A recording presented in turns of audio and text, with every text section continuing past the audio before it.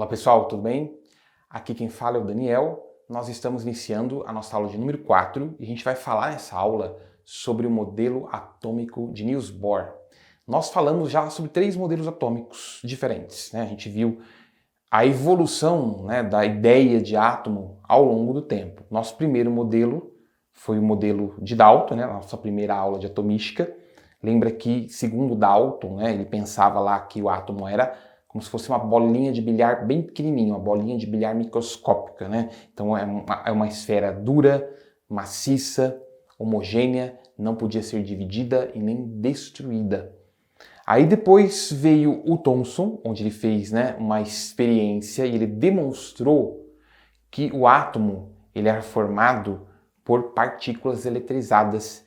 E uma dessas partículas, né, que é o elétron, uma partícula bem pequenininha negativa, pode ser expelida pelo átomo em determinadas situações, né, em situações onde eu tenho uma tensão muito alta. Aí ele propôs então o modelo do pudim de passas, onde os elétrons estavam então na superfície, né, incrustados ali na superfície do átomo, tudo bem? Por isso que eles podiam então sair. O Rutherford, que foi a nossa última aula, ele fez uma experiência extremamente importante e nessa experiência ele provou o quê, pessoal? Que o átomo ele então era formado por duas regiões bem diferentes entre si. O átomo ele tinha um núcleo, que é uma região central bem pequenininha, onde está concentrada toda a matéria, toda a massa do átomo está ali. Tá? Então o núcleo é bem pequenininho, extremamente pequeno, porém muito denso. E a eletrosfera, que é a região em volta, é uma região enorme, é quase que a totalidade do volume do átomo. É uma região praticamente vazia, a massa ali é mínima. Tudo bem, gente? E uma coisa que o Rutherford não sabia explicar, o modelo dele não, né, explica satisfatoriamente, é o comportamento dos elétrons. Tá? E o Niels Bohr, então, ele veio com essa proposta, né? Ele tentou explicar o comportamento dos elétrons ao redor do núcleo do átomo, tudo bem? Então, o Bohr, ele formulou os 3 postulados que vão, então, trazer propostas para a gente de como que esses elétrons eles se comportam, tá? Primeiro, ele falou o seguinte: o elétron ele executa órbitas circulares em volta do núcleo. E essas órbitas ele chamou de camadas ou níveis. Então vocês podem olhar aqui, ó, no esquema que eu preparei para vocês, ó, o núcleo seria esse pontinho pequenininho no centro. Lá estão as cargas positivas, tudo bem? Não posso esquecer disso. E essas órbitas que vocês estão vendo aqui, ó, seriam as camadas. Então primeira camada, segunda camada, terceira camada, né? O número de camadas vai variar aí de acordo com o elemento químico, tá bom? E o estado energético dele também. Bom, pessoal, uma outra coisa que a física não sabia explicar muito bem, a física clássica, estou dizendo, né? É como que o elétron, sendo negativo, ele não é atraído na direção do núcleo, ele não vai se aproximando cada vez mais do núcleo conforme ele faz essas órbitas, né? Porque é natural que entre uma carga negativa e outra positiva tem uma atração elétrica. Então por que o núcleo não suga esse elétron? Por que o elétron não faz um movimento espiralado, então, até chegar lá no centro? Porque o elétron, segundo Niels Bohr, ele está num estado de energia estacionário. Tudo bem? Se não fosse assim, o elétron, durante o seu movimento, iria se aproximando cada vez mais, iria perdendo energia, ou seja, ele iria liberando energia aos poucos. Então ele irradiaria energia, liberaria, né, luz durante esse movimento. Isso a gente sabe que não acontece, tá? Então o elétron se mantém sempre na mesma energia, desde que o átomo não sofra, né, nenhuma perturbação externa, vamos dizer assim. O elétron ele permanece ali com a mesma distância em relação ao núcleo e permanece na mesma energia. Então ele está sob um estado estacionário de energia. Tudo bem? Outra coisa que inclusive é o que é mais explorado nas questões de vestibular é o fenômeno da transição eletrônica. Como assim? Os elétrons podem saltar de uma camada para outra, certo? E isso acontece quando o átomo recebe energia de fora. Então, quando você coloca o átomo numa chama, quando você fornece radiação para o átomo, certo?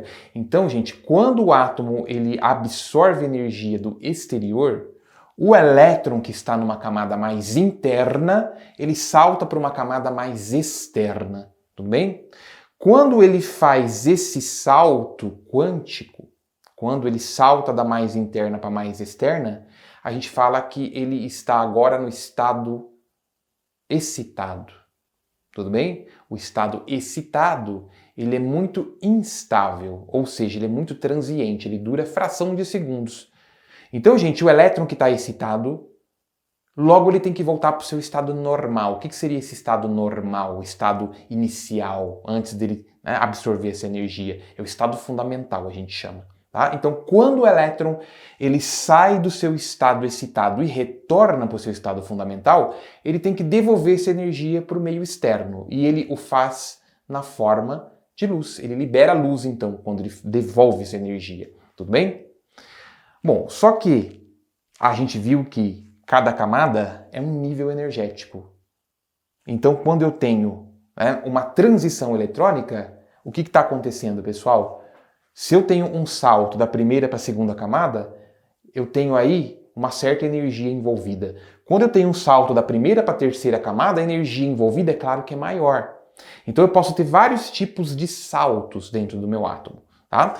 Então essa transição eletrônica da primeira para a segunda camada, ela envolve menos energia, essa envolve mais energia. Então a luz, a onda eletromagnética que o átomo devolve para o meio, o fóton que ele emite, ele vai ter energias diferentes conforme o tipo de transição eletrônica que ele fez. Tá? Então, por exemplo, essa transição eletrônica envolve menos energia. Então, o fóton liberado, a onda eletromagnética liberada, carrega consigo menor energia. A gente vai ver depois que essa energia depende da frequência, né?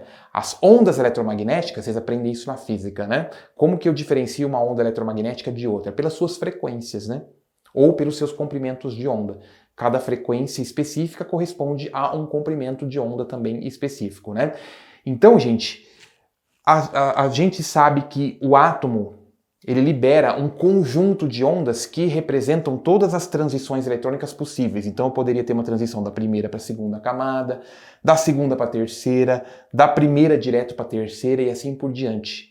Então, essas transições eletrônicas, esses saltos quânticos, né, que o elétron executa, isso vai ser responsável pela emissão de vários tipos de ondas diferentes. Esse conjunto de ondas que o átomo libera, a gente chama isso de espectro atômico. E isso é o que vai, então, vai possibilitar a gente a diferenciar um elemento químico do outro. Esse espectro atômico, esse conjunto de ondas que o átomo libera, é como se fosse a impressão digital do átomo. A gente não pode ver o átomo, né? Mas a gente pode ver o espectro, a gente pode ver o conjunto de luzes, de ondas que ele libera. Beleza, gente? Outra coisa importante. Pessoal, um elétron não pode ficar entre a primeira e a segunda camada, entre a segunda e a terceira, não pode ficar entre camadas. Ou ele está na primeira camada, ou ele está na segunda camada, ou seja, existem apenas alguns níveis energéticos que são permitidos. Tudo bem? Isso não obedece à física clássica. Isso está mais de acordo com a física quântica. Então quer dizer que o modelo do Bohr, ele já começa a envolver conceitos da física quântica. Por isso que a gente fala que ele é um modelo quântico. Tudo bem, pessoal? Bom, é isso, então, que eu tinha para falar para vocês. Espero que vocês tenham gostado. A gente volta, então, na próxima. Um abraço, pessoal. Até mais.